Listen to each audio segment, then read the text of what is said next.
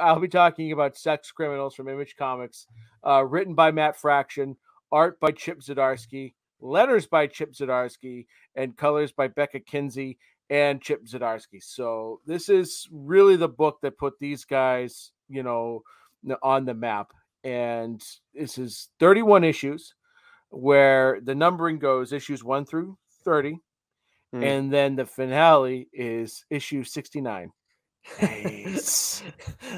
So that's amazing. Okay. Leave it to those guys to do something tremendous as that. So quick synopsis. A sex comedy for comics. Susie's a normal girl with an extraordinary ability. When she has sex, she stops time. One night she meets John, who has the same gift. And so they do what any other sex-having, time-stopping couple would do. They rob banks.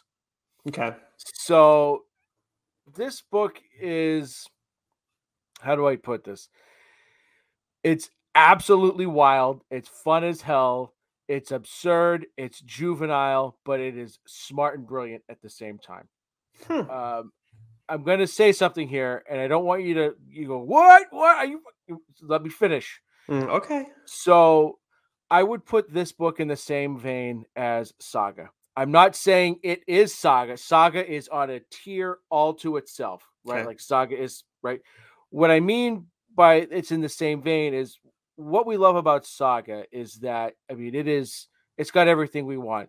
It's badass. The storytelling is fantastic. Yes, it's wildly weird and absurd and sexual, but again, it's also like it does it in a way where it's not obnoxious, where it's not over the top, it's not hit you over the head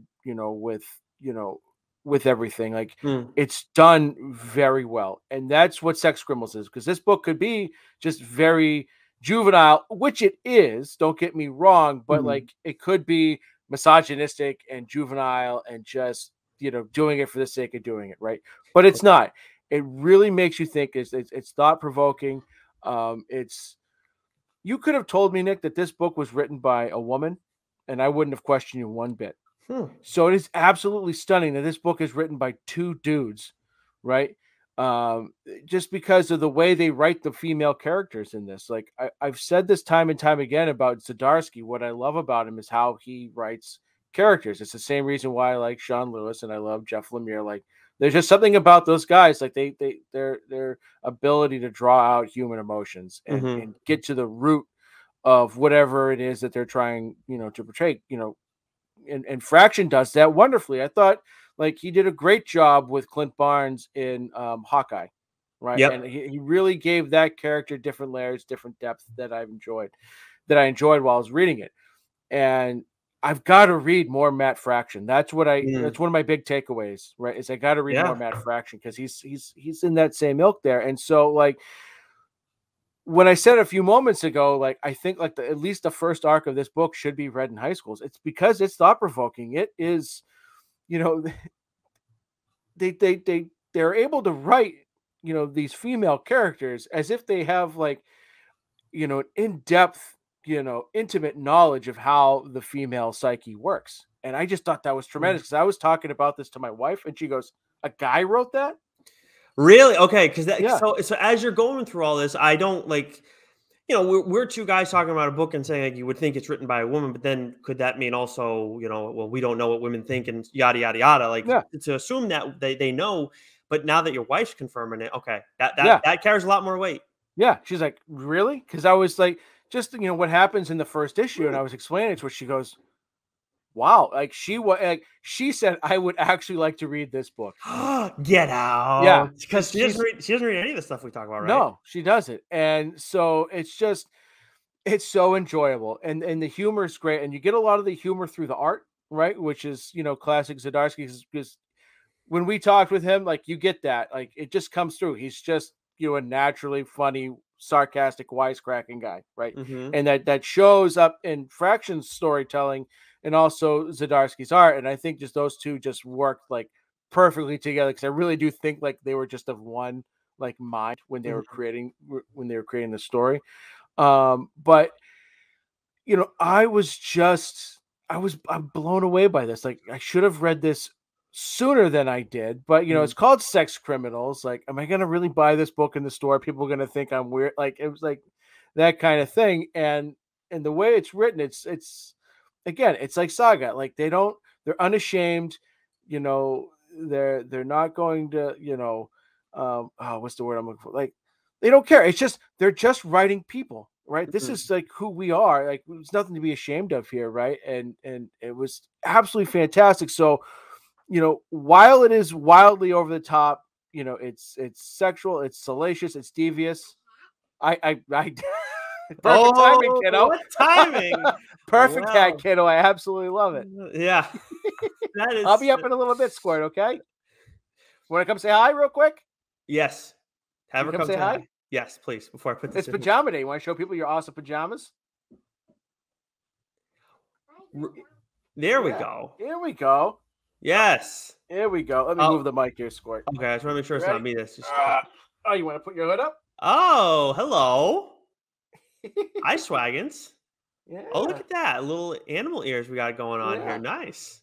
All right, can you say bye? Couldn't even get a wave. Dang it. One thing I do want to add quickly, Joe, is that this is a book that I remember hearing Chip talk about in an interview. Like, this has like a crazy following too. Like, people dress up as like these characters, if I'm not mistaken. Yeah. Is it this? No, yeah, because Paper Girls is Brian K. Vaughan. Yeah, this is the one that has the crazy following, and people dress up as these characters. And I know, look, that happens with Harley Quinn and Batman and all these, plenty of comic book characters. But I guess this one has like a really crazy, deep cult following, and for like 31 issues. Yeah, I mean, like the pacing's perfect. It's just perfect storytelling, and it won an Eisner Award, and I get it. It should have won multiple Eisner Awards. It's absolutely tremendous. But like, what I want you to do is, I got a picture here because, like, again, it's thought provoking, as I've said that this book is, as smart as it is. Like I said, it's also juvenile, but it's perfect. So throw this pick up on the screen. I was worried about this coming up before. Well, I know we timed it perfectly here, but for those watching, this is make sure kids aren't around. This was a series of panels that I just sort of strung together here. But it's got different creative sex positions here. Brimping, the Dutch microwave, whatever the hell Queeps is, the user agreement, the Flessy light switch. I mean, like, and there's little pictures that go along with this. It's not gonna play well over audio, but for those watching, it is just fucking perfect. Like, yeah, this is a lot. I got this is the ET sex move. That's something. The user agreement. I love the user agreement. That one cracks me up. I think the brimping is the one though. Like, when you see it, it's like, oh well. Yeah. All right. I don't know who thought of this. And the fact that, like, the drawing, like, he went very rudimentary with, like, the drawings, as if like someone was drawing this, in middle school or high school. Yeah. It's absolutely fantastic. So, like, yeah, it's bonkers. It's off the wall. But what all these panels are alluding to is actually, it's part of a larger picture, which I'll get into, in a moment. So it was a funny way to describe, or to help a character get through something that was pretty serious in the moment. So it was like some great levity in the mix, in the midst of something that was a little heavier. So, like, it's absolutely fantastic. Yeah, just a little, like, peek behind the curtain. Joe shared this image with me, and then he shares it with the guys in the DSG. Not our buddy Keith, who obviously would understand why like this kind of thing would be done. Some guys asked, "Did you draw this, Joe?" Like, because they see, like, all this like basic artwork, and they just think, "Why is this in a comic? Why would anybody read this?" And it's like, well, this of course this kind of thing would happen. This is essentially like an actor playing a bad actor in a movie. Like this, like, Chip Zdarsky's having a character draw poorly because, like, that's what the character, like, their capabilities are. They draw poorly. Yeah.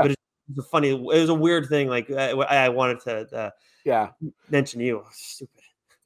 And so to get to the story a little bit now, after start talking about all the other stuff, is that as the synopsis indicates, the main characters are Susie and John. They're like the two primary characters, and Susie's who were introduced first. And basically what happens is that when she has an orgasm, time stops. So she can like move through her world. Well, I wouldn't know. Or my wife wouldn't know. Maybe whatever. Wow. Wow. You can't make fun of yourself, Nick. You can't make fun of anybody, right? Right, of course. But so she's able to like everything is in a standstill, but she's able to move around the world, and kind of do whatever she wants, and then before she got a certain amount of time before time kicks back up again, and so she thinks she's the only one with this power, or this ability, I should say, and it's a literal and metaphorical self-discovery, throughout the first, issue, when we're introduced to this. And one thing I love about this too is like when this happens, like Zdarsky's art just goes like next level because he uses all these like vibrant colors that are in this sort of hazy trippiness that sort of like are layered over the panels, to kind of indicate that she's reached a certain level of enlightenment, And so like from an artistic point of view,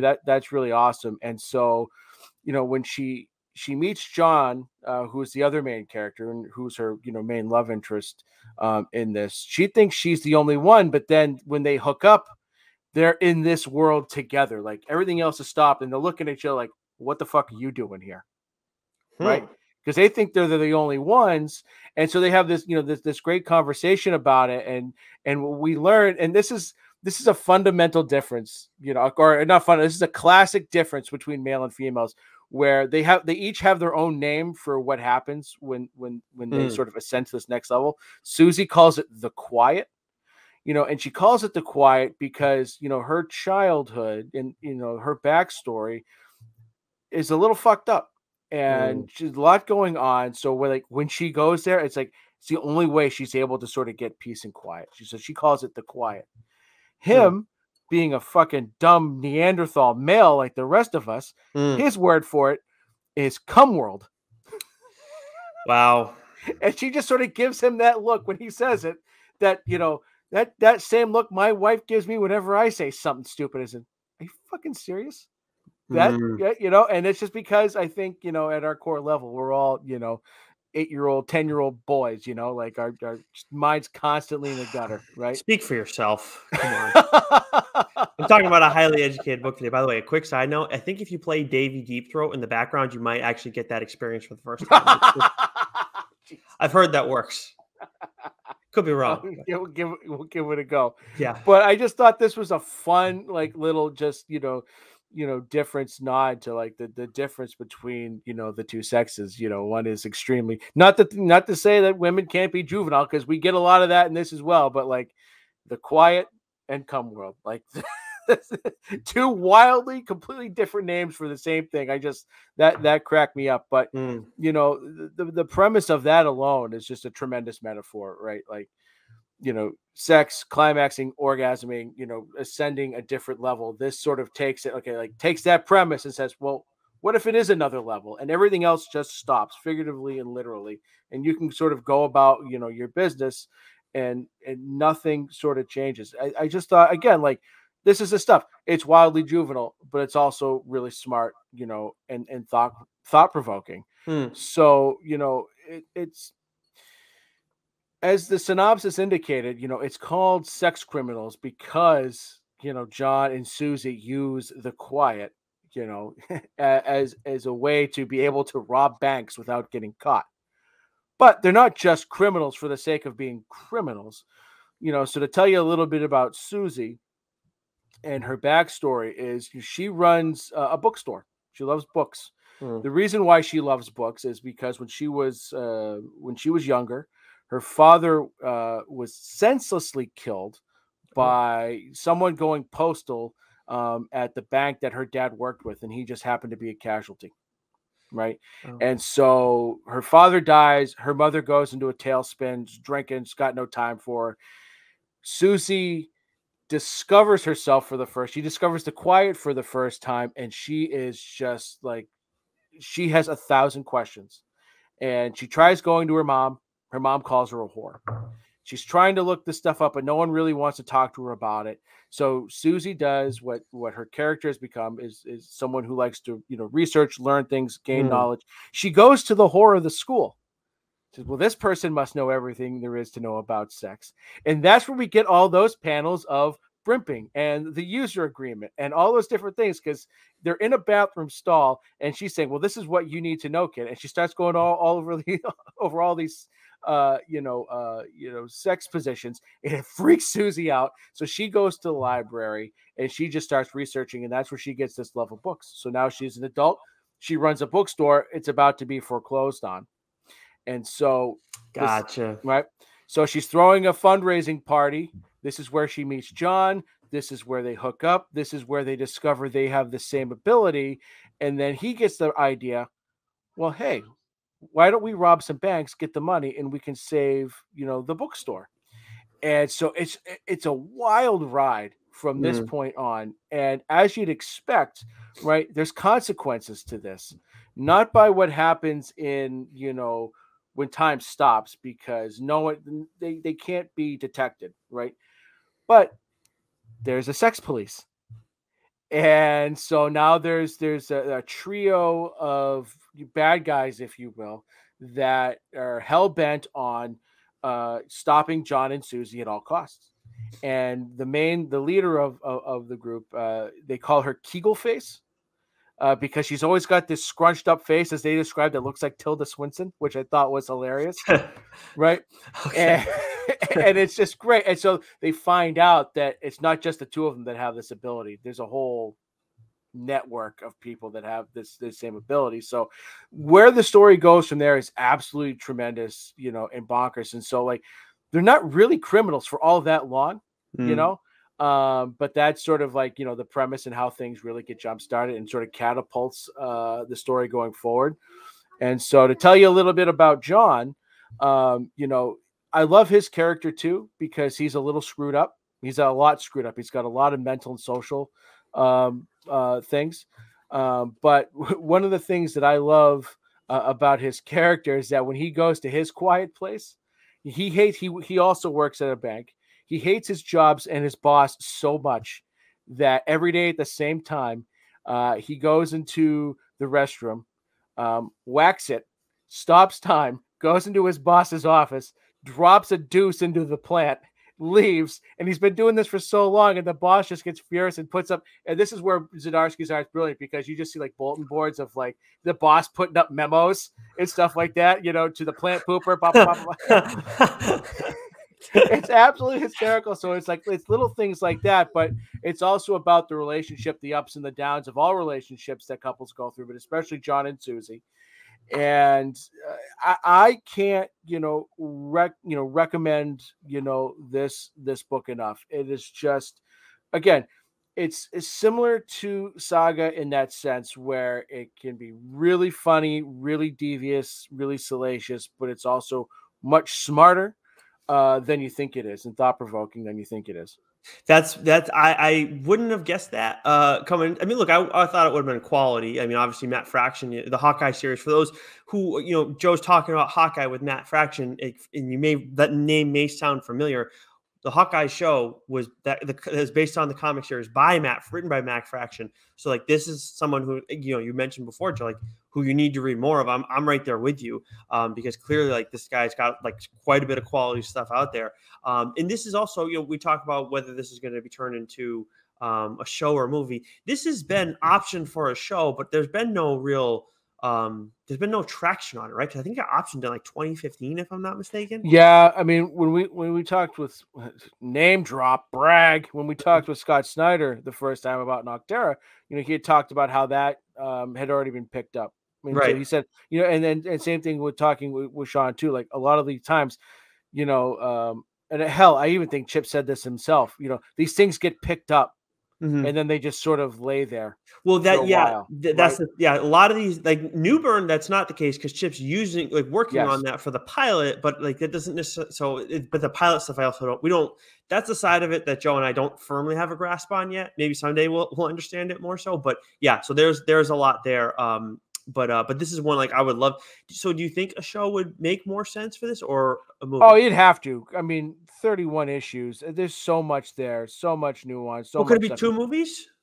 You're not going to split this into 2 movies. You know what I mean? This needs to be a show, right? Because it's, it's not It's not Lord of the Rings. It's not Harry Potter. It's not something that you can just tell within 2 hours or 4, right? Like it needs to just be like a series of episodes that you tell over the course of 2 or 3 seasons. Well, I think if Harry Potter was like popular now and didn't have the movies, I wouldn't be stunned if that got turned into a show, just so you can go into so much more detail. But that's a side note. That's a conversation for another day.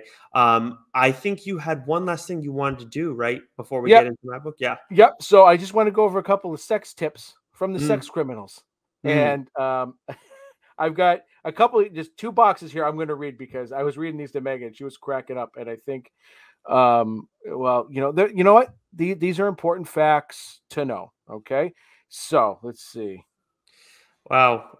First one that I just pulled up: have sex while standing up for the rights of gays and lesbians to marry their partners. Yeah, no, that's not where I'm going. This is going to be, but that is a great That one. is So wow. That is here we something. go.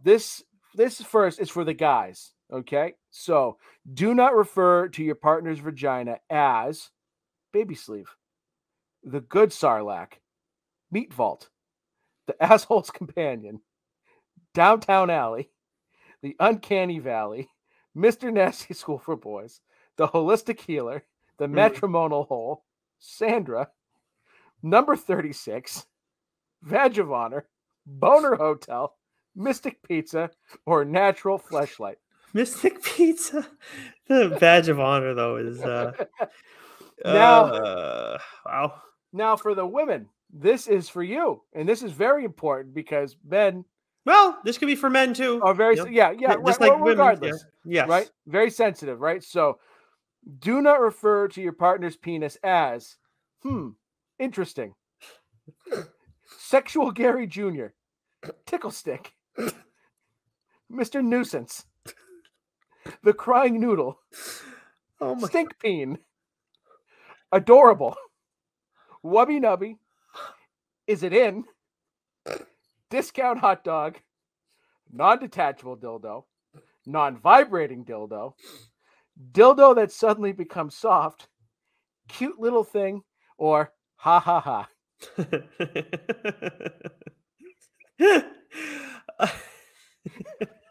I was reading those to Megan last night. She was fucking rolling. Kid's not in the room with you as you're reading that, right? No. I bet. Yeah, good. All right, because I heard her a second ago, and I was like, "Oh boy, this would be." No, we would have scrapped that bit. Yeah, I'm sorry. Wait, Dad, did you say tickle thing? What is that? I'm sorry. It's terrible. I'm gonna rot in hell for that one. Yeah, you are. Yeah.